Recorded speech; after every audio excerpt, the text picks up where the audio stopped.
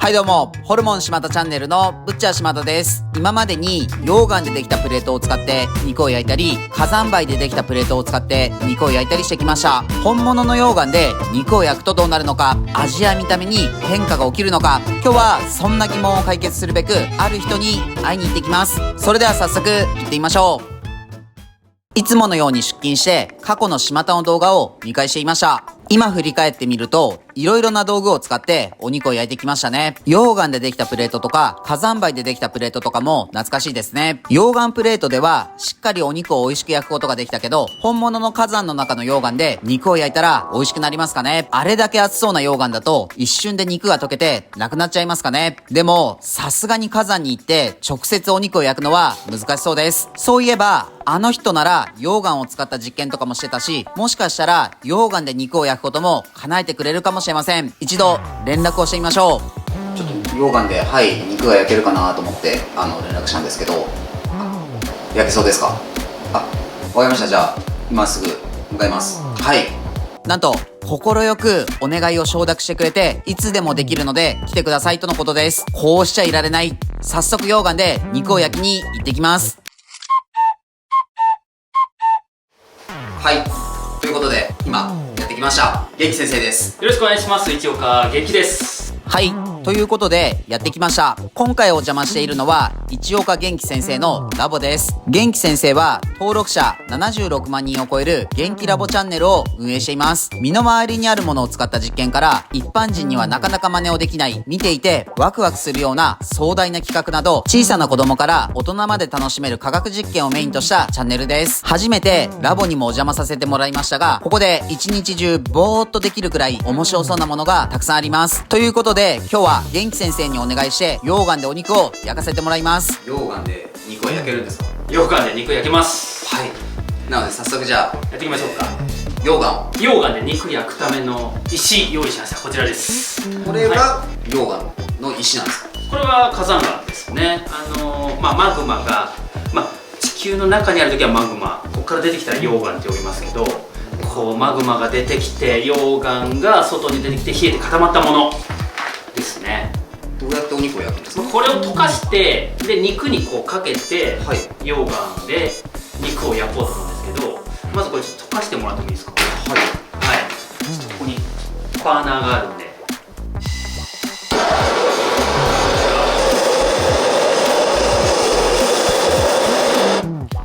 いくら炙っても溶けないんですよね。結構火山岩っていうか石とかって3000度とか結構温度上がらないと溶けないんですよ。なのでこれをこのままで溶けないんで、僕助っ人を呼んでるんですよ。倉出先生お願いします。どうもでーす。倉出先生です。危ない実験を受けたいと思います。そうですよね。お願いします。安全に実験するために何やら夜道では絶対にすれ違いたくないような怪しい人が登場しました。元気先生のチャンネルをご覧になっている方はご存知の人も多いですよね。こちらの方はクラレ先生といって、科学は全てを解決するクラレ with 薬理教室という登録者25万人を超えるチャンネルを運営しています。クラレ先生は薬品や添加物、さらには毒などちょっと身近なところから踏み込んだ企画や内容が多く、一般人はもちろん少しディープな層のファンも多いです。 YouTube 以外にも本の執筆や漫画の監修などもしています。週刊少年ジャンプで連載していたドクターストーンの科学監修などもクラレ先生です。後日談ですが、これは全く知らなくて家の本棚を見ていたら2冊クラレ先生の本をすでに持っていたことに気づきました。今日は火山岩から溶岩を作るためクラレ先生の知識もお借りします。今まで例えば YouTube とかで、その溶岩、ラーバですよね、で、そのなんか肉を焼くとか魚焼くシリーズっていうのは実はいっぱいあるように見せて、実はほとんどが溶けたアルミとかなんですよ。そっかそっか。本物の溶けた石じゃないんですね。そう、本物の溶けた溶岩を使って石を焼いてるのは実は僕も調べまくりましたけどなかったです。そうなんですね。なので今回うまくいけば初です。ちょっとじゃあ一緒にコラボすれば可能性ありますかね？そうですね。溶かすためにはちょっと溶媒を作ればいいんじゃないかなというふうに考えましたので、わかりました。やっていきたいなと思います。お願いします。ということでこれで準備はいいですね。使うのがですね、重曹です。で重曹と、放射ですね。さっきガスバーナーでいくら温めても溶けなかった火山岩をどうやったらあのドロドロの溶岩にすることができるのか気になりますね。この放射っていうのは放火ナトリウムなので、放火ナトリウムと、重曹つまり炭酸水素ナトリウムを、加熱していくと、いやそれ自体がいわゆる溶ける融解するわけです、それは溶岩が溶ける温度よりはより低いんです、でもそこに溶岩石、いわゆる二酸化ケイ素系の岩を入れることによって溶媒、例えば、食塩っていうのはそのまま、加熱して溶かすのに800度ぐらいの温度まで上げないと食塩は溶けないんですけれど、水にならすぐ溶けるじゃないですか。常温で溶けますよね、なのでそれと同じような形で溶媒を用意してあげれば、溶けることができて、その溶かしたものが、煮込んでいけば温度を上げていけば最終的にマグマに戻るのではないかという実験でございます。理解できました？難しくてちょっとまあやればわかりますから。ブッチャーのおつむでは何のことやら理解が追いついていません。お二人の力を借りて早速溶岩を作ってみましょう。まずは火山岩がこのままの大きさの状態では溶けにくいので、一度ハンマーを使って細かく砕きます。使用する量を測ります。袋に火山岩を入れてハンマーで火山岩を砕いていきます。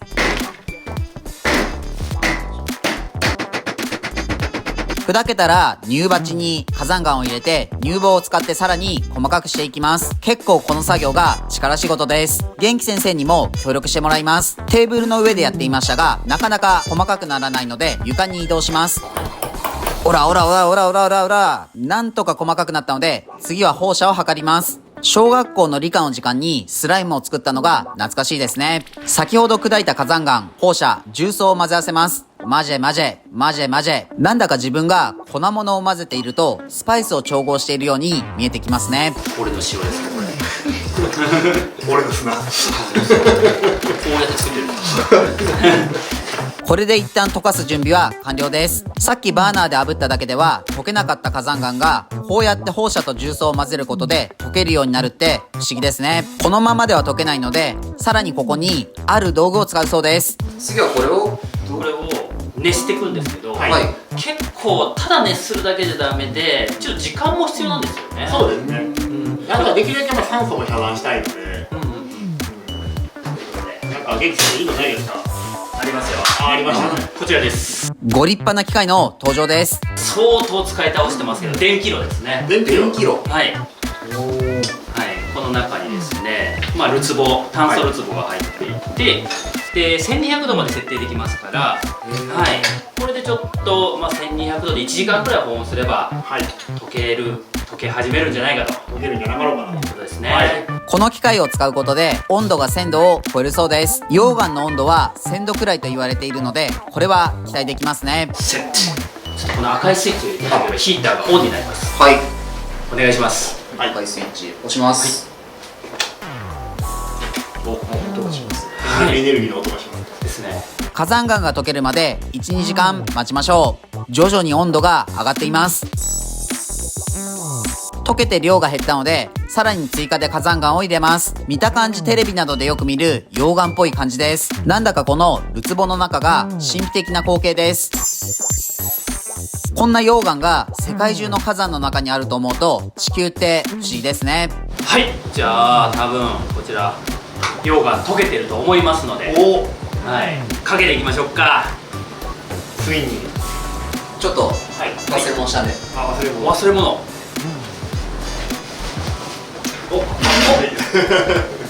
バッチリ科学者ですね。いつもこんな感じですか？たまに継承系をするために準備して自前で。じゃあ行きましょうか。じゃあお願いします。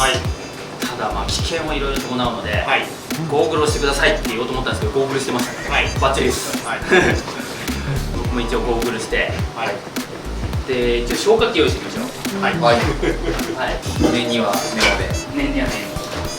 じゃあ僕は消火器いただいて。そうですね。でこれでこうやってやって。こういう感じで消せば大丈夫ですので。行きましょう。びっくりした。ノーモーション。どうしました？びっくりしました。びっくりしました。こんな感じで消火器を使うんです。緊急用の消火器の準備もバッチリなので、早速肉に溶岩をかけてみましょう。これはやばいですね。すごごい。はいじゃあ行きましょう。はいお願いしますじゃあはいいきますよ。いいですね溶岩で肉を焼きます。お願いしますお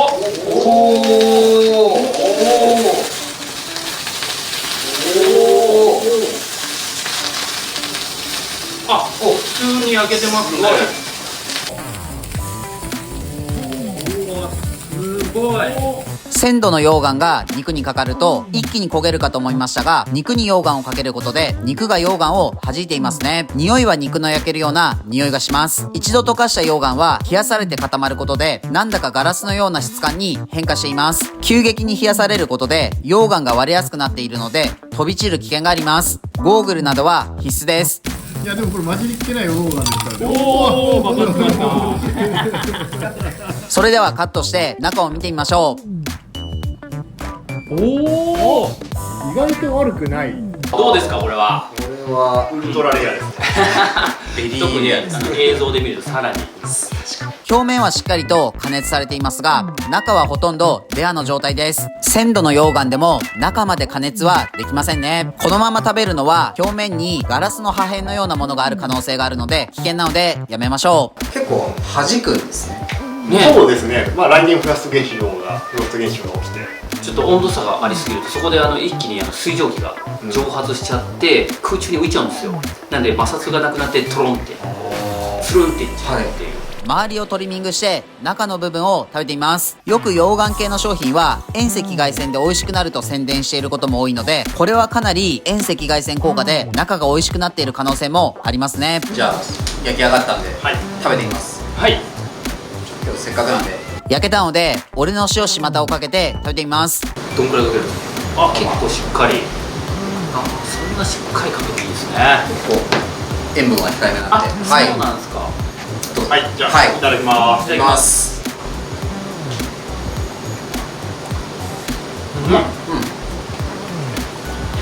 美味しい。結局塩ですね。そうですね結局味付けって大事ですね。中の肉は通常の肉で特に柔らかくなったり味に変化はありません。今回肉厚なステーキでの検証でしたが、薄い肉でしゃぶしゃぶとか溶岩の中にブロック肉を漬け込んでみるとどうなるのかなど、また新たな疑問が湧いてきますね。今日も美味しかったです。ごちそうさまでした。はい。ということで今日はありがとうございました。ありがとうございましたありがとうございます。いやいやいやはい。で今日やったのは危ないので、ゆうとのみんなは真似しないでください。元気先生のチャンネルと倉井先生のチャンネルに関しては概要欄の方に詳しくリンクも貼っておきますので、もしよかったらそちらも見てみてください。よろしくお願いしますよろしくお願いします。どうもありがとうございました。ありがとうございました。ありがとうございます。はい、本日の動画は以上です。最後までご視聴ありがとうございます。溶岩ステーキいかがでしたか？今回コラボした元気先生のチャンネルとクラレ先生のチャンネルは概要欄に貼ってあります。元気先生のチャンネルでもコラボしているので、よかったらそちらもご覧ください。自分たちは群馬県前橋市と高崎市でホルモン島田というホルモン屋をやっています。群馬には美味しいお肉を食べられるお店がたくさんあるので、もし群馬に来た際はいろいろ探してみてください。この動画がいいなと思いましたらチャンネル登録、高評価よろしくお願いします。